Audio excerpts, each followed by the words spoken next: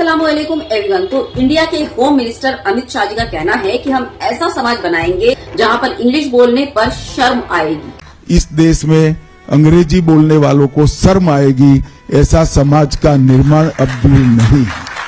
हाँ, तो अब अमित शाह के इस बयान पर जो देशद्रोही लोग हैं ना, हाँ, वो लोग अब वीडियो बनाना शुरू करेंगे, ट्रोलिंग शुरू करेंगे और गला फाड़ फाड़ के चिल्लाएंगे कि पूरी दुनिया को बताएंगे कि बीजेपी वाले देख लो, पहले धर्म के नाम पर वोट मांगते थे, फिर वो हिंदू मुस्लिम के नाम पर वोट मांगा, फिर जाति के नाम पर वोट मांगा, फिर वो सैनिकों के नाम पर वोट मांगा, फिर सिंदूर के नाम पर, मंगलसूत्र के नाम पर और पता नहीं क्या क्या।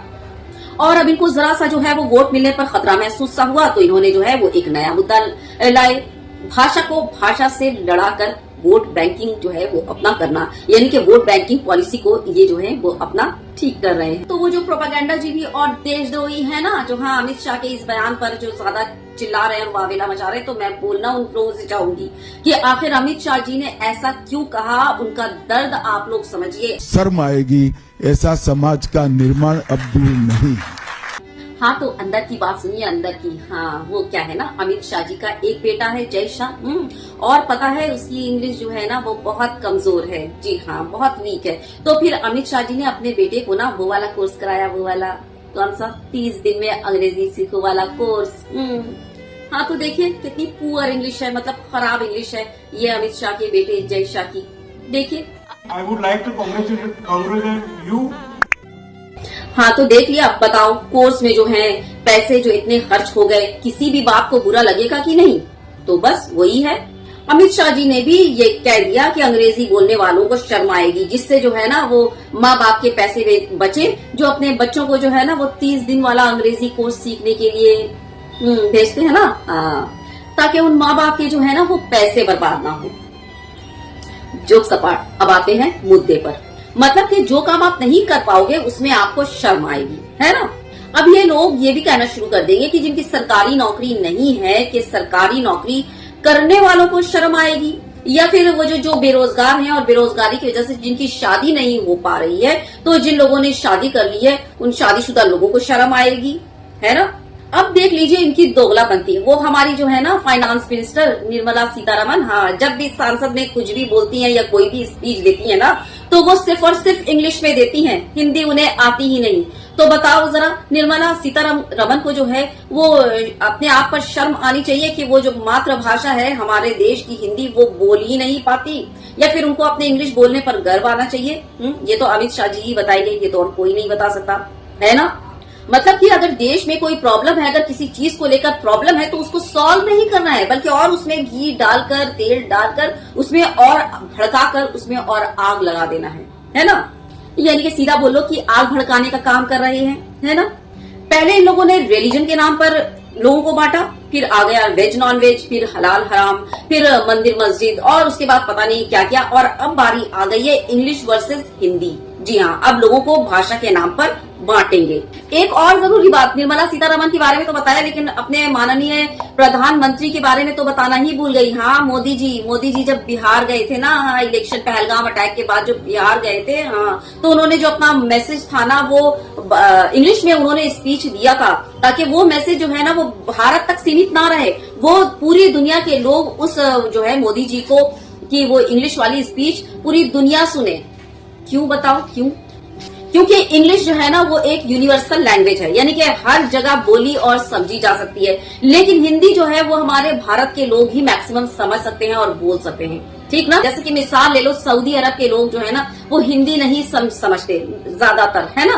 तो इंग्लिश में अगर किसी से भी वो वार्तालाप करो ना तो वो समझ जाते हैं, ठीक। तो इंग्लिश को यूनिवर्सल लैंग्वेज इसलिए कहा गया है। तो अब आप बोलोगे कि मोदी जी को भी इंग्लिश बोलने पर शर्म आएगी। पूरे देश में अप्रोक्सीमेटली 1.35 बिलियन लोग जो है वो इंग्लिश बोलते हैं, और हिंदी बोलने वाले सिर्फ जो है 576.2 मिलियन, यानी कि नियर अबाउट 600 मिलियन पूरे वर्ल्ड वाइड में। तो क्या ये 1.35 बिलियन लोग जो इंग्लिश बोलते हैं उन्हें शर्म आएगी?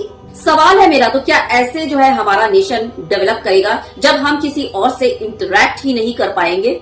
बता दो मुझे, कौन सी ऐसी मल्टीनेशनल कंपनी है जहां इंग्लिश में बातचीत नहीं होती? अब एक और दोगलापंथी आपको बताती हूँ। सबसे बड़ी बात क्या पता है आपको, अमित शाह जी ने जो ये बोला ना कि वो जो है शर्म आएगी इंग्लिश बोलने पर, इत्तेफाक यह है कि एएनआई वालों ने, हाँ जो इन्हीं का जो है, हाँ करीब करीब एएनआई वालों ने इनका ट्वीट भी जो है ना वो इंग्लिश में ही छापा है। देख लो स्क्रीन पर है, हाँ इंग्लिश में ही छापा है। तो अब एएनआई वालों को तो सबसे ज्यादा शर्म आनी चाहिए, क्योंकि जानते हुए भी इंग्लिश में ट्वीट कर रहे हैं। कुछ आएंगे अनभक्त और भजपिल्ले ना जस्टिफाई करने इस चीज को कि अरे तुम्हें नहीं पता चाइना वालों ने ना अपना वो कितना बढ़ा लिया, अपना जीडीपी कितना बढ़ा लिया, कितनी तरक्की कर लिया देश में, लेकिन हाँ चाइना वाले जो है ना वो अपनी ही लैंग्वेज का इस्तेमाल करते हैं। जापानी जो है वो भी, उन लोगों ने भी अपनी इकोनॉमी कितनी बढ़ा ली है, लेकिन वो भी जो है ना अपने लोकल लैंग्वेजेस का इस्तेमाल करते हैं। तो बस यहाँ पर बोलना चाहूंगी कि दिमाग जो है ना वो खोलो और अनभक्ति छोड़ो।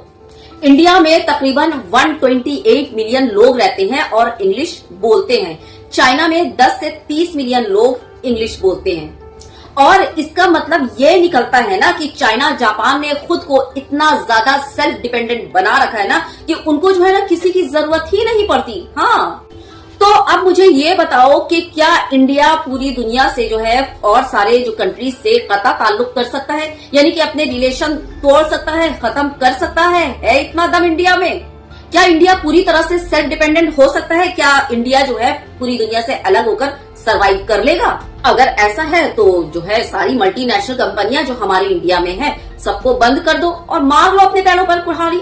अब बोलोगे ऐसा क्यों बोल रही हूँ? हाँ तो बताती हूँ ना वजह। कल को ना यही लोग बोलेंगे जो आज बोल रहे हैं ना इंग्लिश बोलने पर शर्म आ रही है, कल को यही लोग बोलेंगे अरे हम तो गुजराती हैं, हम गुजराती हैं और चूंकि हमारी सरकार भी है तो इसलिए सबको गुजराती बोलना होगा, कोई हिंदी नहीं बोलेगा और जो हिंदी बोलेगा वो देशद्रोही हो जाएगा। कल को यही लोग बोलेंगे कि बॉयकॉट करो हिंदी को और गुजराती बोलो गुजराती, क्योंकि हम गुजराती और हमारी ही सरकार है इसलिए बोलना पड़ेगा। कल को ये भी बोला जा सकता है और बोल सकते हैं क्योंकि इनको पलटने में ज्यादा टाइम नहीं लगता है ना। और कई मिसालें हैं, मैं क्या दूं, वीडियो लंबी हो जाएगी बहुत ज्यादा। तो भाई खुद कर लो डिसाइड, जो बताना था जो बोलना था वो सबके सामने मैंने रख दिया। अब मर्जी आपकी, आपकी जिंदगी, आपका भी देश और मेरा भी देश, ठीक। तो और आपका फ्यूचर तो डिसाइड तो आपको ही करना है ना, आफ्टर ऑल आपका वोट कीमती वोट, तो हर चीज डिसाइड अपने लिए आपको खुद करना है। तो अगर आप मेरी वीडियो लाइक करेंगे तो मुझे लगेगा कि आपने मेरी बात सुनी और मेरी आवाज बन रहे हैं। तो ज्यादा से ज्यादा इस वीडियो को शेयर कर दीजिएगा ताकि लोगों की आंखें खुले। भले ही अमल ना करें लेकिन 1 मिनट के लिए सोचेंगे तो जरूर। शेयर करना वीडियो बिल्कुल मत भूलिएगा, अपने ख्याल का इजहार जरूर कीजिएगा। बहुत ज्यादा अपना ख्याल रखिए। Take good care of yourself. जय हिंद, अल्लाह हाफिज।